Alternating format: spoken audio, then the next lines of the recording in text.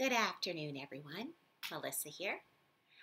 Wanted to show you guys some interesting things about a certain watch that I had purchased for someone who will be going into the Air Force, and I just love all of the features of this watch. Now, this is put out by Timex. It's got a nice hefty weight to it. It's not plasticky. It's done with some very good materials, quality materials. It also has mineral crystal, so also very nice. The other thing it has is it sort of has that almost a vintage aviation look. You've got your 3 subdials. You've got your, what some people think is a second hand, but it's for the chronograph feature. And it also has a tachymeter. The tachymeter, by the way, is done with, a step instead of just painted around the outside or around the circumference of the face. So it's very nice. Some of these features you only see on ultra high-end watches like Rolex and things of that nature. Now, the other nice thing is it does have a date box, which is, it's bordered off so that your eye can land upon it quickly once you understand it's around the 4 o'clock position. So just going to talk a little bit about the chronograph. Now, one of the reasons I'm doing this is this ties in with my Time is a Curious Thing article on my STEAMED. I usually do my news programs on my other channel, and I don't know if I can even say this on a certain platform, so I'm going to spell it out. I do my news programs on BIT, and then many of you have heard of it. CHUTE is the rest of it. Also, I am found on Rumble for another backup channel. At any rate, the reason I wanted to share this with all of my channels, which will include my at-home channel, is because I find it very interesting how, there's been a whole lot of things going on surrounding a certain Ingersoll watch, and Timex Corporation bought out Ingersoll. They kind of have a very interesting back and forth nature, and those of you who are familiar with Ingersoll have heard of the Ingersoll brothers. Also, very recently, when I was doing some research on different styles of Ingersoll, I came across, of course, the Triumph, the Radiolite, which we'll be talking a little bit about today, and also a Trump version of the watch, which I thought was interesting because one recently sold on eBay for almost $2,000, came out of Alaska, and very interesting boards that I could also see it on when looking at backboards. At any rate, the thing about this watch is it's very affordable, and I am sending it along with some history for this person that is going into the Air Force because, for one, you can tell he comes from a very good family and he likes to learn, and I just want him to understand the history revolving around Ingersoll and the Timex Corporation. So anyhow, there's also some field notebooks that had done Ingersoll themed. I use these notebooks. It's just stamped in some nice lettering, Ingersoll 1892, and some silver inscribed lettering across the back. And these are just great to pull out for some fast writing, if you just want to jot down some quick notes. Not everything's always done, as you guys know, digitally. We do quite a bit digitally at this point in time on the time continuum, but sometimes it's nice to have the hard copies, right, to refer back to, especially if there were to be something like a blackout, something like that. To go along with that, I'm going to give him probably going to send him this pack so that he can give one to his brother. He has a younger brother who is still in high school, but this is the Rite in the Rain, and I want to make it clear, as I do in many of my videos, not only do I not get any proceeds from Aldi's for recommending their products for stocking up on necessary supplies to hunker down if someone needed to, but I also do not get money from Amazon or this company called Rite in the Rain. Though I did purchase this from Amazon. It is a very quick way to get products, especially if you don't have, I use my local businesses as much as possible, but if you don't have anyone carrying this, and I would encourage any, you know, I live in a historic town where there's a lot of antique shops, and they sometimes will carry things along these lines, and I would encourage different vendors and antique shops to carry these because they have quite the history. It's a bullet pin, opens like this. Then, you know, you can just, you don't even have to screw this in. You just pop it in to give you a longer length pin. What I like about it is I actually document things quite a bit by hand at various times when I've had to help people. So it's nice that it does not leak. You don't have the chance of it leaking. I used to have to carry my pins in a plastic bag because I got tired of cleaning, you know, if it exploded in different temperatures, because I might go from one temperature extreme to another. But these have the nice cover. At any rate, what's cool about these, which I will also put in my letter, going to write him a letter on this style paper that comes from, once again, I don't receive any proceeds. I'm just telling people where they can get things.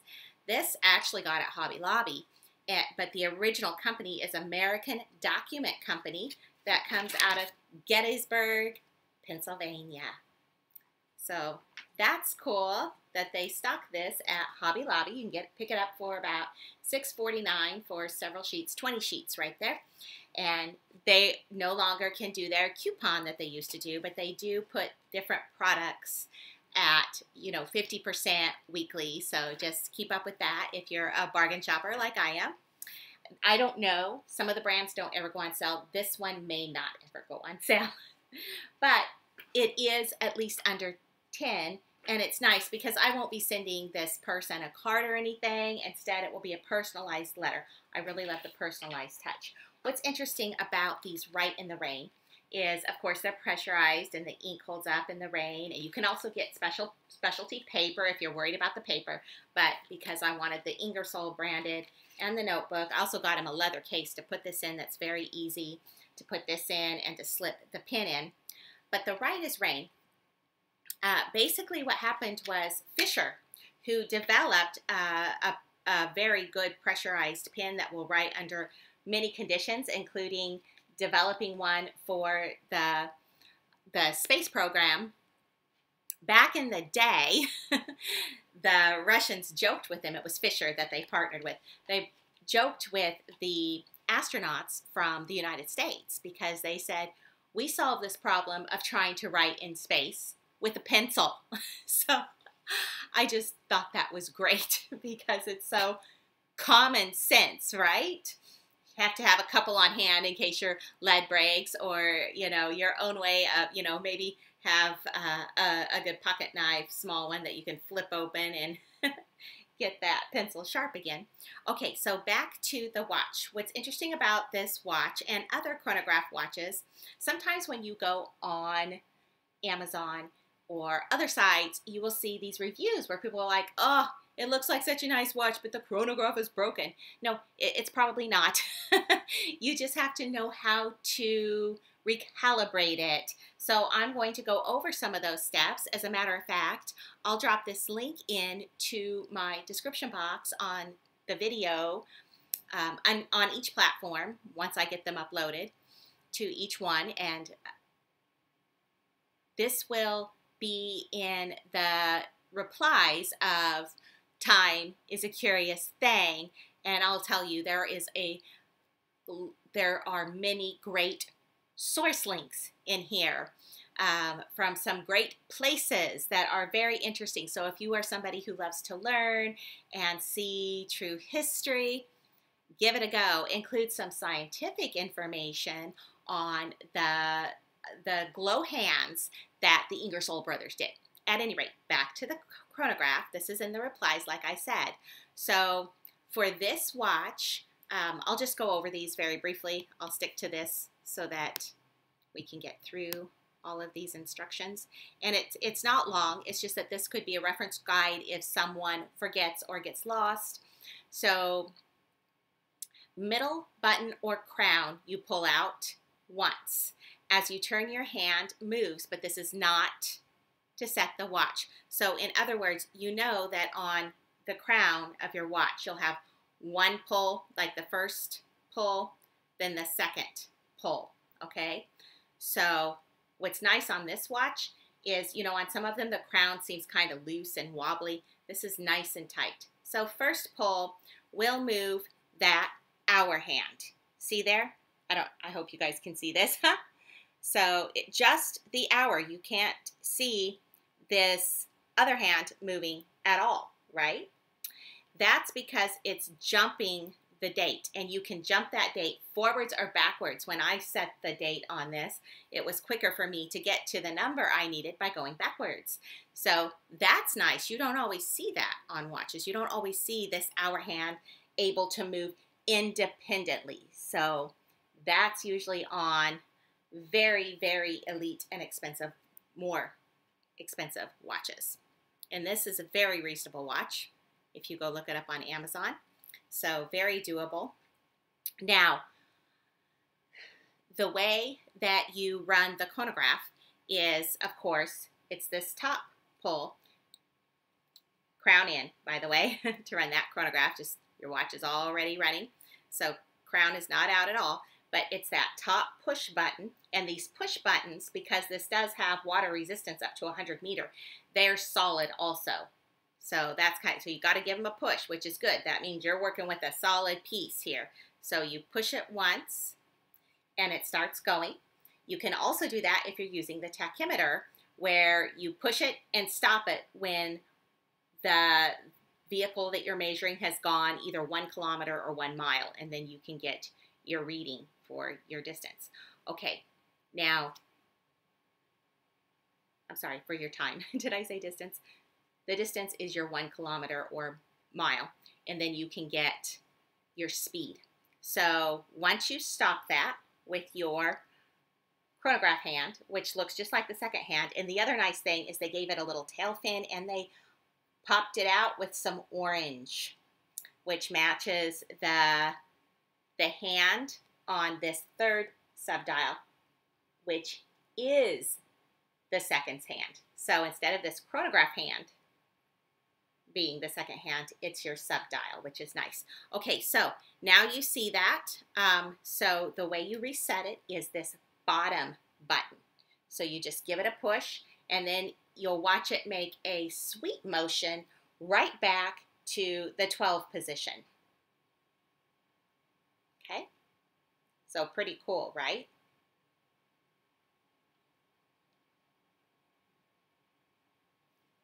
Okay. Yep, there it is at the 12 position. All right, now the other nice thing about these hands, if you'll notice, is they're skeleton style hands. Since you've got the chronograph feature, in order for those hands not to be in the way, it's nice that Timex thought of that and they made them open so that you can see those subdials a lot better. All right, so the subdial that is at the 10 o'clock position will, so right here, all right,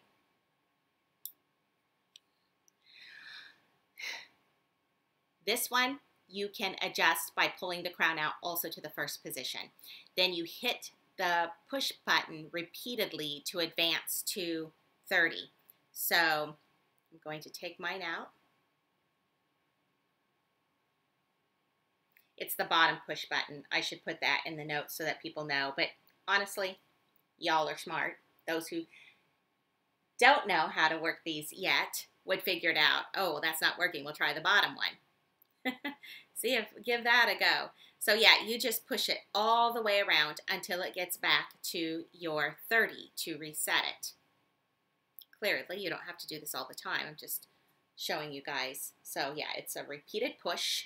So first position out, repeated push, for that subdial, and that's the minute counter. Okay, now for your chrono. Now down here, let's see here, we've got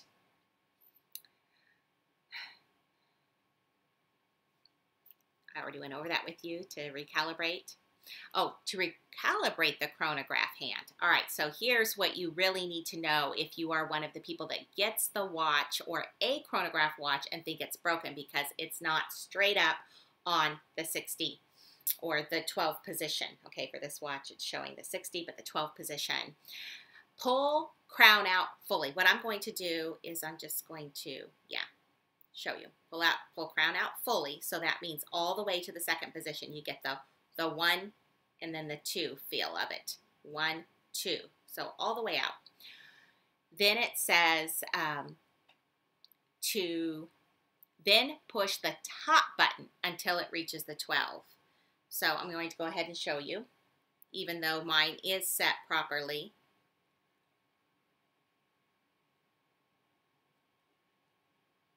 And it takes a while to do it, so I'm probably not going to do all of this. But as I'm pushing it, it's just, I'm manually pushing it around there.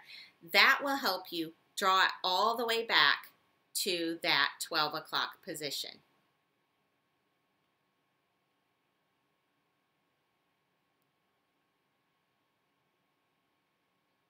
And what's great is while you're moving that, this other little hand, of course, on the subdial at the 2 o'clock position just goes wild getting it around because they work in conjunction.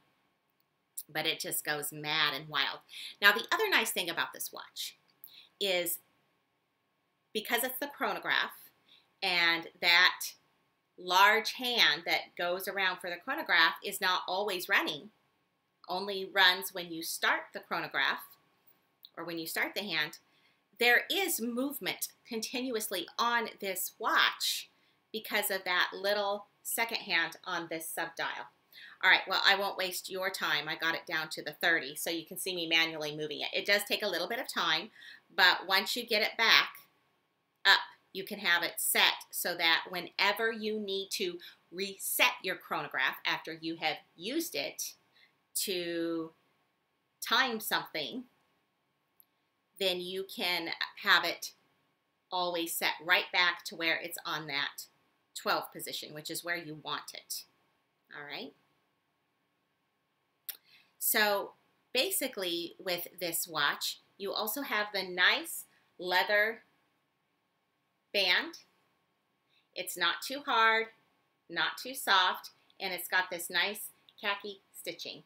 Has black hardware to match the black casing out here, so that's very nice. Okay. All right, now what we're going to do is I'll show you the rest of the items that will go along with this gift that is great for graduation gift or, anyone going into military. This one happens to have, an Air Force look to it or an aviator look to it, but it works great for anything.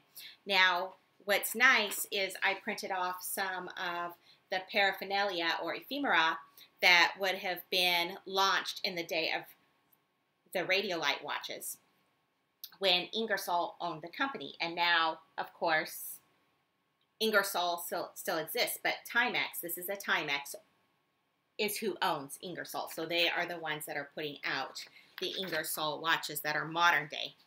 So also printed out the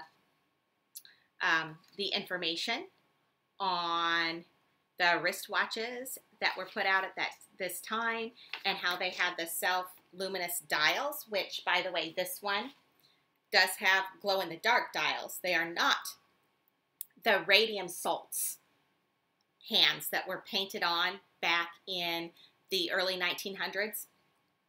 If you'll remember, they used to paint those on, and then it wasn't that they were able to glow from an external light source. It was that they were reacting the radium in those salts was reacting with the nitrogen in the air. So it was super cool, right?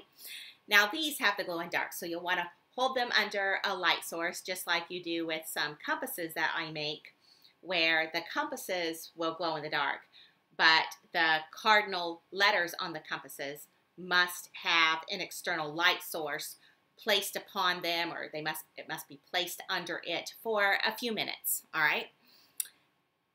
In addition, there is a backlight, and it kind of has a green color, and there's probably no way you can see that, I'm guessing, with the daylight in my room, but, you know, there is a bit of a greenish from it. So those are the awesome features of that watch, and you can kind of get an idea of the size, the millimeter size of it. It's good size, but to me, it's not overbearing.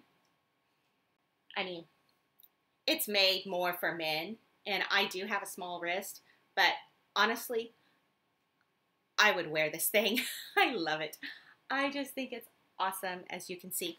All right, so let's go over some of these materials, and I'll just do it from the notes because this one goes over the glow feature, so I won't go over everything. I'll just let you guys do that if you want to, but I'm telling you, some of this history is, whoa, ever so interesting.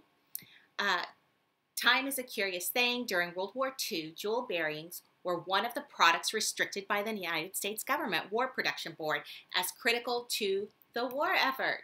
Isn't that interesting? So World War II changed the political alignment and social structure of the globe.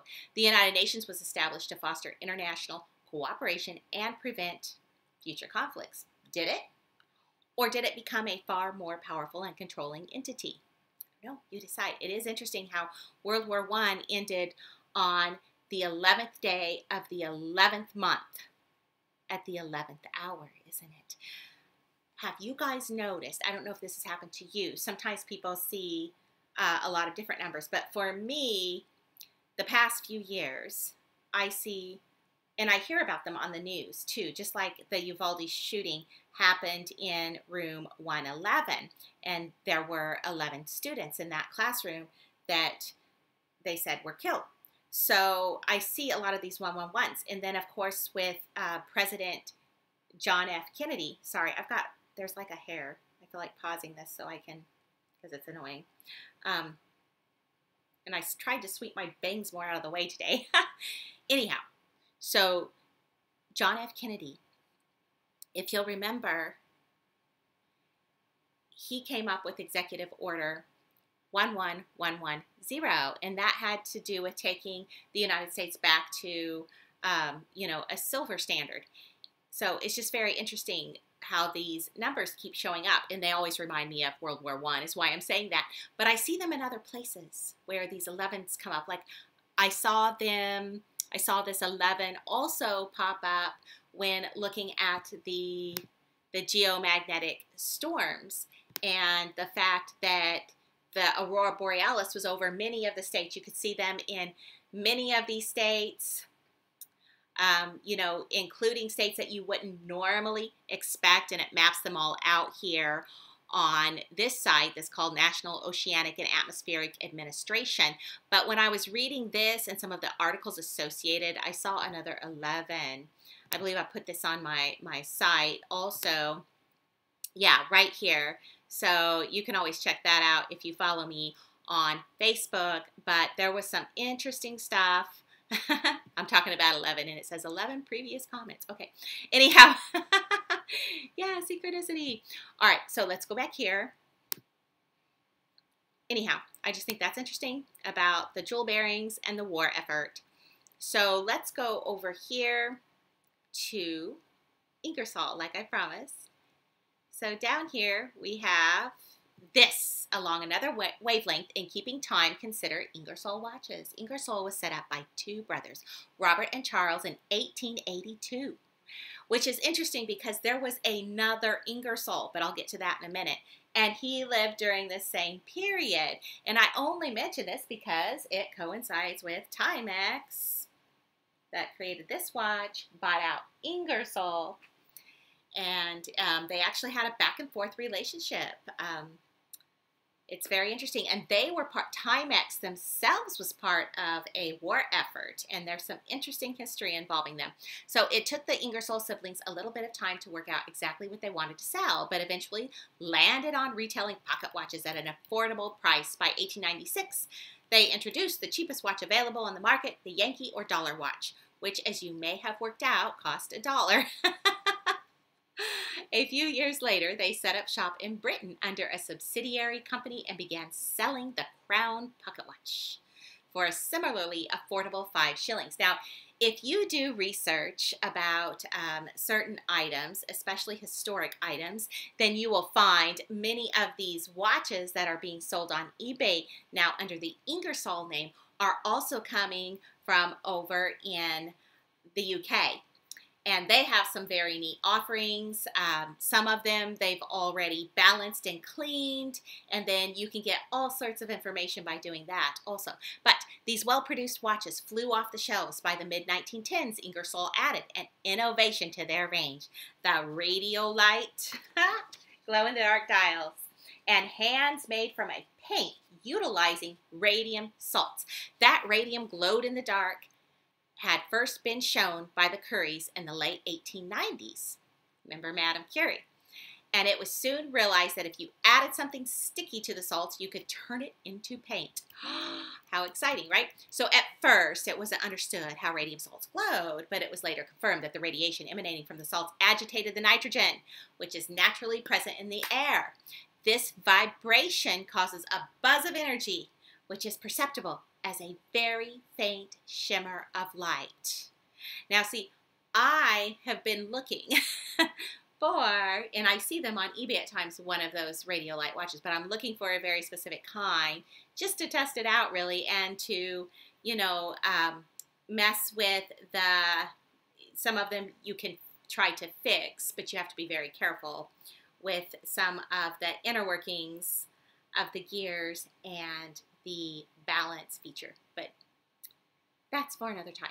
This effect meant that radium paint glowed all by itself, and unlike other glow-in-the-dark paints available at the time, was permanent and didn't need to be charged up. That's what's so cool, by an outside substance or light. So super cool. There's that ad right there.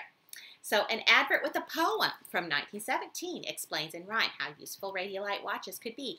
Come boys, let's get the matter right. What is truly Radiolite? It is no Radiolite at all, unless it is an Ingersoll. A boy may have a watch that goes, but it's half watch if it shows the time of day, but skips the night unless you fuss to get a light. You want the time and you should know it. The watch to have should always show it. Old Daddy Time has lots of laughs at watches that tell time by halves.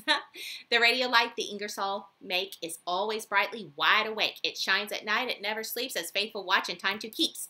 It figures and its hands are bright, and plain by day and clear by night. How does this friendly brightness come? This light is made by radium. It isn't phosphorescent paint that shines a while and then grows faint. It's radium, that magic bright that makes your trusty Radiolite. Yes, Ingersoll's the Radiolite. Just hold this in your memory tight. You're big enough to do the rest. Go buy the model you like best. There, boys, I think you have it right. You know who makes the Radiolite. It is no Radiolite at all, unless it is an Ingersoll. Ingersoll's main advertising target was service personnel, or rather the family of service personnel, a market which grew massively during the First World War. Watches in the form of pocket watches had always been an important part of an officer's kit, but their usefulness was brought into question by new methods of fighting. Okay, so impractical to use on horseback, or in the open cockpits of early aircraft, or in the cramped conditions of the trenches. Wristwatches were an effective solution, but didn't solve the problem of being able to see in the dark, a vital necessity for timed and synchronized maneuvers. All right, so then it goes on to talk about this and the safety. So this was a decade that brought some difficulty to Ingersoll later on, and then it talks about the UK-based company being sold off, and it just goes back and forth. The U.S. company was bought by the Waterbury Clock Company and became the United States Time Corporation, then Timex. Whatever the company was called, they continued to utilize the Ingersoll name, and even today you can still buy an Ingersoll watch. It is, however, worth noting that their Radiolite range no longer contains radium. All right? But I know for a fact that you can get some of the old style Radiolites in certain places. So there's some of the adverts that ran during that time. Interesting, where you can see it pinned, like I said before, Alice in Wonderland, Dragon Slayer. And then we get to another Ingersoll that featured certain watches. So Baron Trump's Marvelous Underground Journey. The book Baron Trump's Marvelous Underground Journey by Ingersoll Lockwood was written in 1896. And of course, it tells of the boy Baron Trump who can travel in time. And this goes about showing some very curious and interesting synchronicities with what went on for the now Baron Trump and his father, and just some interesting things, especially when you're looking at that underground world. And I have told some of my channel viewers on my news channel and in my articles about the underground tunnels in various places, including over there in Ukraine. Even back in the day, CNN had talked about, for a travel service, they had mentioned those Odessa tunnels, and you should see how large those are. It's very interesting over there in Ukraine.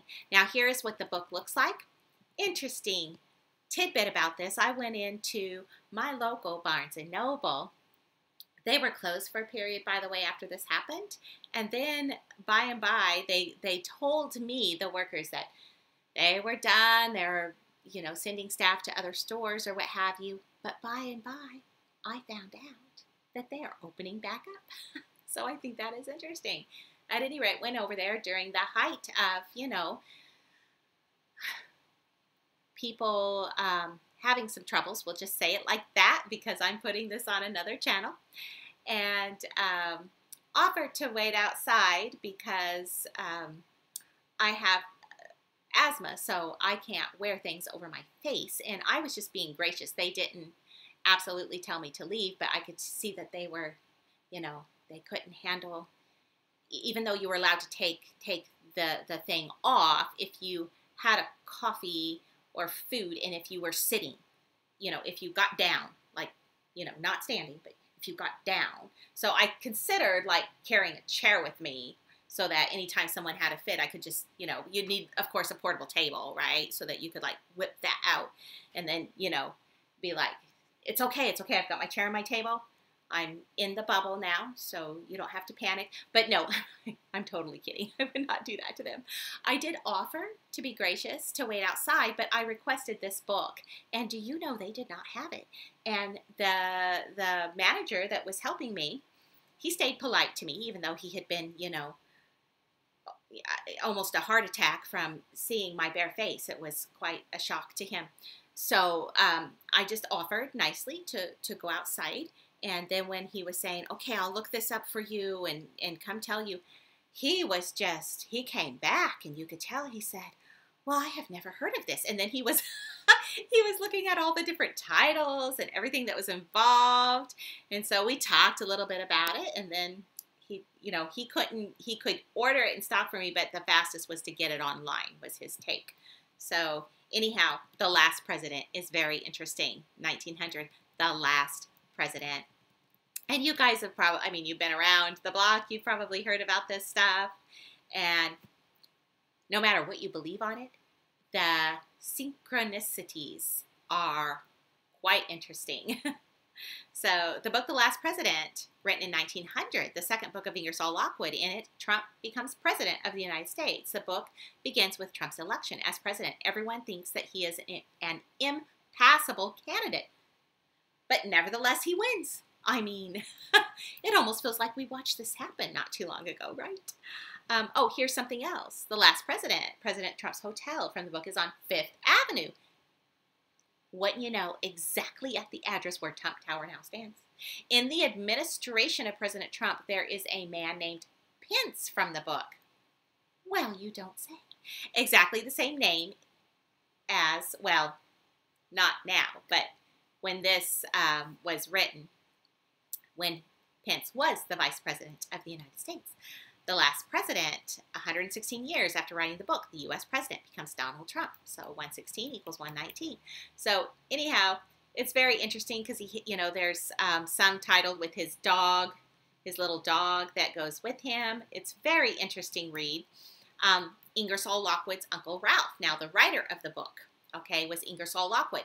His uncle Ralph was an American political writer, lawyer, and novelist. Lockwood was one of the 136 signatories to an 1838 petition to Congress on the matter of copyright and intellectual property. He also wrote under the pseudonym Mr. Smith. Lockwood's nephew, Ingersoll Lockwood, was also a lawyer and writer. So his uncle that wrote the Last President, The Marvelous Adventures of Baron Trump, also wrote, this is his uncle, The Insurgents, Philadelphia. All right. These were his political writings, an address to the Republicans and people of New York, Pennsylvania, and Virginia upon the state of presidential parties. And I put in a link if anybody wants to look it up. There's a digitized version, but here it is, Insurgents, and it is actually an interesting read.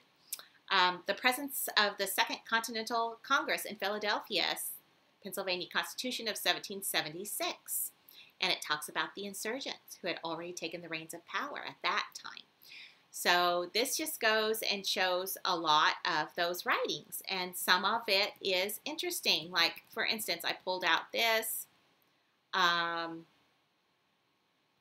Shows about the courts for different states, republics that really should have been republics, right? His indignation at the unfeeling conduct of some of his wealthy neighbors in this respect united to his sympathy for the hard fate of so many of his late companions in arms.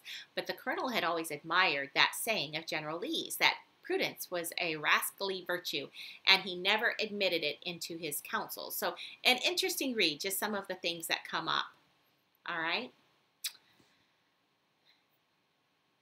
Talks about him foraging, had spent a year in the study of medicine, occasionally of throwing physics to dogs, and undertaking the study of law. Just some interesting things, and that's all I'll say about that. So, from inside the above article, so I drop another article going over Ingersoll Lockwood, so that link is here. This is what you will find. Lockwood, who wrote that book, spent his retirement years as a recluse in Saratoga Springs, New York, where he published his last book, a collection of poetry entitled In Varying Mood or Jetsam Flotsam, and Leon in 1912. It opens with juxtaposed photographs of Lockwood at age 35 and 70, and the preface he wrote, "The end has almost come. I'm only waiting for the signal to push off and begin my voyage to the Isles of the Blessed in the far western seas. I was troubled in my mind at first, for my little bark, staunch though it may be, sat too deep in the water.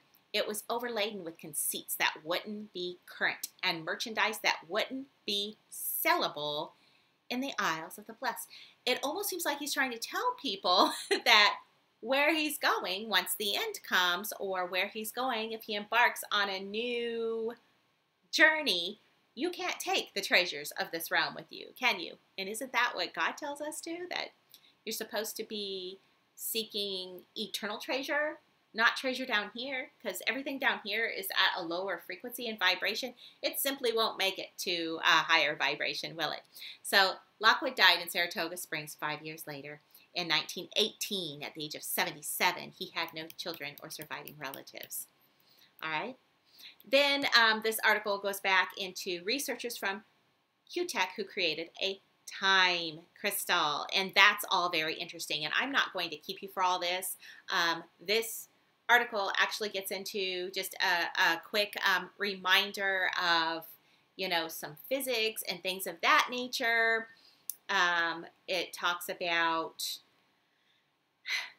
things like, think about the fact that radium's atomic number is 88, all right? And I may not have brought this in on this article because I've written other articles and post threads, but remember Back to the Future and how what was on in the DeLorean, what was on the time clock there. And then it was interesting to me because I came across an article where they were talking about some land that President Trump built, and there was also a DeLorean there. And you can look that up on your own time, and it's just interesting some of the way things work out. And I know many people would say, oh, it's just a coincidence. But I've been watching these numbers and interesting tidbits and following what's happening on eBay with these George magazines selling and these watches selling at very high prices. And at the very minimum, something's going on. Some other items that I've noticed on eBay, as I wrote on him, was from Emmett Kelly Jr., a clown from way back when. And Jacqueline Kennedy, when she was Kennedy, was photographed with him, and they had an interest in him. He was a clown that used to do various, well, here, there's even one of popcorn. Let's just, like, very quickly, and then I'll let you go because I find this. I do have an Emmett Kelly Jr. article in my Steemit also, but there we go. Ingersoll Brothers, the inner plate. Here's the inner plate of a 4-jewel old-time pocket watch. But let's just, Emmett Kelly Jr. Not positive I spelled that. Sometimes I want to spell things my way, and my way is not correct. So there we go. There he is playing golf. There he is. Kind of had things done for this that were, it reminds you of just different parts of Americana and different points in history, a historical time. Cotton candy, almost had a Charlie Chaplin look, and I hate to say that because I've done reports on Charlie Chaplin and some of the things, but, you know, kind of has that kind of a look. Here you see him sitting there. Then over here you have, yeah, I'm seeing golfer. Let me look up the popcorn one I thought was interesting. It was just interesting is all. So Emmett Kelly Jr. popcorn. Sometimes mopping and spotlight, sometimes kind of shedding a spotlight on the homeless, which reminds me of how, you know, when I went to Las Vegas, I talked and interacted with some of the homeless people there, and I remembered something that one of my trainers had once told me, and it was so true. People that are, how do you say this? People who are always observing, maybe is the best way to say it, and have been for years, think that it is the most hideous thing to see a human being just not give someone who's homeless the time of day as if they are subpar. And some people just don't understand, and I don't know, I don't know why, but, you know, not everybody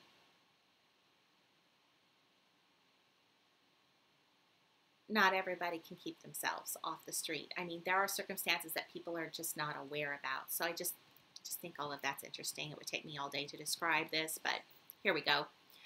Emmett Kelly Jr., Day at the Fair, popcorn. So there's that. Anyhow, if you just kind of glance through those, I feel like it tells an interesting story. Like, he reminds me of one of the look on his face, reminds me of one of the homeless people. It also reminds me of this person that was running for Congress named Vincent Fusca. So now I'm going to show you George Magazine, because George Magazine, which, you know, JFK Jr. had been, excuse me, running. Just, you get some interesting things. Now this one's, I'm actually kind of shocked. That's going fairly inexpensive because I've seen these go for extremely high prices. It makes me wonder if now, at this point, they're going for lower. The Future, George Magazine. The Future had a bit about Bill Gates in it. And this was from way back in the day. And I think I did a post on this once. So let's see what comes up. I mean, some of these magazines were selling for a lot. Okay, there we go. See, this one's closer to what the watch sold for. That Trump watch, I think, was 1800 and something. Ingersoll Trump, very, very old. And actually, that watch reminds me of Charles Delshaw, who had those paintings from back in the, also early 1800s. Well, no, probably mid to late 1800s. Anyhow, if you go look him up, there's some interesting things from that period of time showing like a Trump train in there. And it kind of reminds me of carnival colors and things that you might see for the Chicago World's Fair. Anyhow, I did an article on that a long time ago. It was called Andrew's Airships, but I'm going to probably sign off and let you guys go. Some interesting things also, by the way, about cesium. Radium, atomic number 88, cesium, atomic number 55, and probably some of that information is in the replies of this article, Time is a Curious Thing, all right? So if you go down, when I give you the article link, there's the going over. This is a nice lesson if you're homeschooling children, by the way. Of course, you can look up your own materials and map all that out yourself too. So anyhow, it is interesting. Even goes over isotopes and then the radioactive decay. All that fun stuff we did, you know, back in the day for physics class. So let's go down here. If you go all the way to the end, there, you will see it. There are a lot of replies down here. I'm going to go fast for a reason. Okay, you will also see some information about those, the different aurora displays, the aurora borealis, and people seeing these geostorms, evidence of these geostorms all over. And some of these people took some very, very good footage. I'll show you one and let you go. These come also from Canada.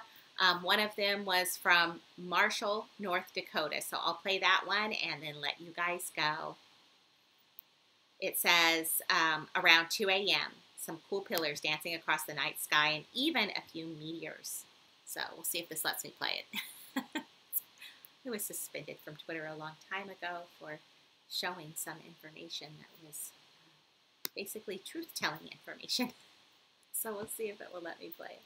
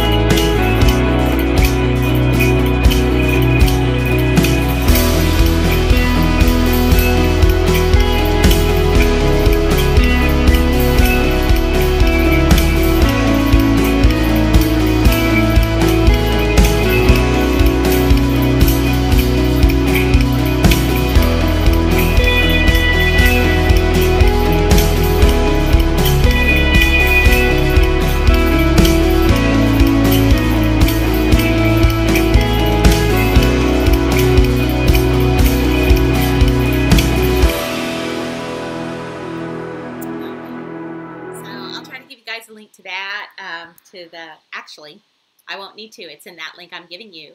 You'll be able to see other, you know, bits of information from other people's. Oh, that was interesting. Well, anyhow, if you want to see any of this other information, it's in the replies. So I'm sure you can still hear me. It's in the replies, and that way, people who don't want the other information don't have to have it. I always say, hey, take what you need or want, and then, you know, if things don't resonate with you, then you should move along, because everybody has a choice to know what they want to know. So I'm going to let you guys go. I hope you have a nice day. For my home channel, I'm trying to work on another song for people to be able to learn. It's just been a little crazy, so I'll be on as soon as I can. You guys take care. God bless you all. Have a nice day.